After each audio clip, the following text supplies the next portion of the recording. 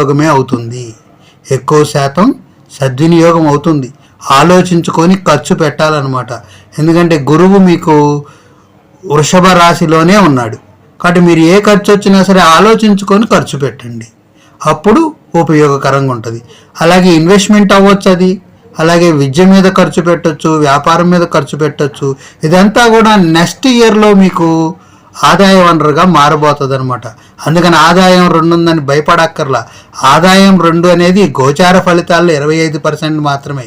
మిగతా 75% మీ జన్మ లగ్నంలో బాగుందనుకోండి, మంచి గురుదశో, శుక్రుడి దశో, బుధుడి దశో, మంచి పంచమాధిపతి దశో, నవమాధిపతి దశో, లగ్నాధిపతి దశో, ధనాధిపతి దశో, లాభాధిపతి దశో జరుగుతుందనుకోండి, అప్పుడు మీకు అంతా బ్రహ్మాండంగా ఉంటుంది.